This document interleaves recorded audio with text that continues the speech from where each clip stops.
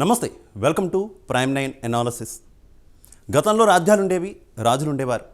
ఇక రాజుల దగ్గర గూఢచారులు ఉండారు. ప్రస్తుతం రాజ్యాలు పోయాయి, రాజులు పోయారు, ప్రజాస్వామ్యం వచ్చింది, రాజకీయ నాయకులు వచ్చారు. ఇక రాజకీయ నాయకుల దగ్గర కోవట్టులు వచ్చారు. ప్రతి రాజకీయ పార్టీ తమకు సంబంధించినటువంటి సన్నిహితులను ఇతర రాజకీయ పార్టీలోకి పంపించి అక్కడ ఉన్నటువంటి సమాచారాన్ని తెలుసుకునేందుకు కొంతమందిని కోవట్లుగా ఉపయోగిస్తుంది అనేటటువంటి ఆరోపణలు దేశవ్యాప్తంగా పలు రాజకీయ పక్షాల మీద గతం నుంచి కూడా మనం చూస్తున్నదే. ముఖ్యంగా ప్రజారాధ్యం సమయంలో ఇటువంటి ఆరోపణలు ఎక్కువగా తెలుగుదేశం పార్టీ మీద వచ్చాయి. ప్రజారాధ్యానికి కీలక నేతలను పంపించడం, అక్కడ ప్రజారాధ్యంలో చిరంజీవి తీసుకుంటున్నటువంటి నిర్ణయాలను వీరంతా కూడా తెలుసుకొని తెలుగుదేశం పార్టీకి చేరవేశారు అనేటటువంటి ఆరోపణలు గతంలో విస్తృతంగా వ్యాప్తి చెందాయి.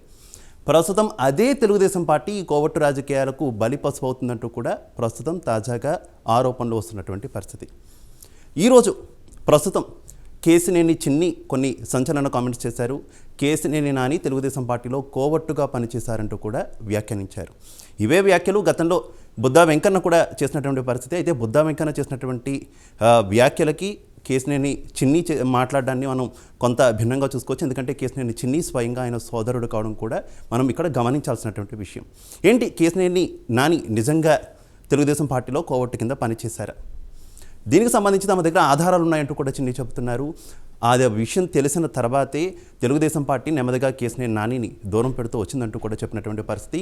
పార్లమెంటులో తెలుగుదేశం పార్టీ అనుసరించాల్సినటువంటి వ్యూహాలు, ఎవరెవరిని కలుస్తున్నారు కేంద్ర మంత్రుల్ని తెలుగుదేశం పార్టీ ఏ రకమైనటువంటి నిర్ణయాలు తీసుకుంటుంది, అవన్నీ కూడా వైఎస్ఆర్ కాంగ్రెస్ పార్టీకి ఎప్పటికప్పుడు కేశినేని నాని చేరవేశారు అంటూ కూడా సంచలన ఆరోపణలు చేశారు. అలాగే చంద్రబాబు నాయుడు జైలులో ఉన్నటువంటి సమయంలో కూడా ఇటువంటి పనే కేశినేని నాని చేశారంటూ కూడా ఆయన చెప్పినటువంటి పరిస్థితి. చంద్రబాబు నాయుడు జైల్లో ఉండగా లోకేష్ ఢిల్లీలో ఉన్నారు, ఢిల్లీలో ఎవరెవరిని కలుస్తున్నారు, ఏ లాయర్లతో మంతనాలు జరుపుతున్నారు, ఏ రాజకీయ పక్షాలను కలుస్తున్నారు అన్నటువంటి విషయాలను ఎప్పటికప్పుడు కేశినేని నాని వైఎస్ఆర్ కాంగ్రెస్ పార్టీకి చేరవేశారంటూ కూడా ఆయన ఆరోపించినటువంటి పరిస్థితి. అలాగే కోవట్టు రాజకీయాలతో పాటు డబ్బుల కోసం కూడా కేశినేని నాని కకృతి పడ్డారంటూ కూడా ఆయన విమర్శించారు. విజయవాడ పశ్చిమ నియోజకవర్గానికి సంబంధించి కొంతమంది దగ్గర కొన్ని కోట్ల రూపాయలు విజయవాడ పశ్చిమ నియోజకవర్గ సీట్ ఇప్పిస్తానంటూ కూడా ఆయన వసూలు చేశారంటూ కూడా మండిపడ్డారు. ఇవన్నీ తెలిసే తెలుగుదేశం పార్టీ కేశినేని నాని దూరం పెట్టింది అంటూ కూడా ఆయన ఆరోపించినటువంటి పరిస్థితి. ఏది ఏమైనప్పటికీ కూడా ప్రస్తుతానికి విజయవాడ పార్లమెంట్ నియోజకవర్గం నుంచి తెలుగుదేశం పార్టీ అభ్యర్థిగా కేశినేని చిన్ని ఉండబోతున్నారనేటటువంటి వార్తలు గతం నుంచి కూడా వస్తున్నాయి. దానికి అనుగుణంగానే ఆయన గ్రౌండ్ లెవెల్లో పనిచేసుకుంటూ కూడా పోతున్నారు. ఎప్పుడైతే ఆయనకు బాధ్యతలు అప్పగించారో అప్పుడే కేశినేని నాని కూడా పార్టీకి దూరం అయ్యారు అన్న విషయం కూడా అందరికీ తెలిసిందే.